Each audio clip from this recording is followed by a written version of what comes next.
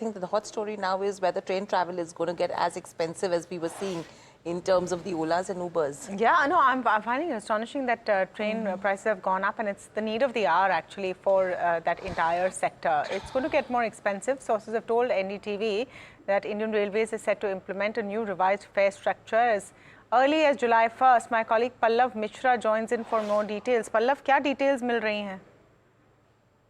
देखिए, जो सूत्र है उनका ये कहना है कि 1 जुलाई से जो भारतीय रेलवे है वो किराए में बढ़ोतरी कर सकती है, लेकिन जो ये बढ़ोतरी है वो मेल और एक्सप्रेस की जो ट्रेन है उसमें सेकंड क्लास जो है और जो नॉन एसी है जो और एसी है उसमें बढ़ोतरी करने का जो है वो प्लानिंग चल रही है। जो एसी कोचेज है उसमें अब आपको पर किलोमीटर 2 पैसे की बढ़ोतरी की जाएगी। जो नॉन एसी कोचेज है उसमें पर किलोमीटर 1 पैसे की बढ़ोतरी की जाएगी और जो सेकंड क्लास है जो है उसमें 500 किलोमीटर से अगर आप अधिक की यात्रा करेंगे तो आपको आधे पैसे अधिक पर किलोमीटर की जो है बढ़ोतरी की जाएगी। हालांकि जो नया जो रेट होगा वो जो जिनका मंथली पास बनता है या जो सब अर्बन लोकल ट्रेन होती हैं, जो लोकल ट्रेन होती हैं उसमें कोई भी प्राइस बढ़ोतरी की कोई भी प्लानिंग नहीं है। लेकिन जो मेल और एक्सप्रेस ट्रेन है खासकर जो एसी जो लोग यात्रा करते हैं नॉन एसी में उनको लेकर ये भारतीय रेलवे प्लानिंग कर रही है कि जुलाई के पहली तारीख से जो है किराए को बढ़ोतरी की जाए, क्योंकि लंबे समय से इसको लेकर बातचीत भी हो रही थी। और आपको याद होगा कि जब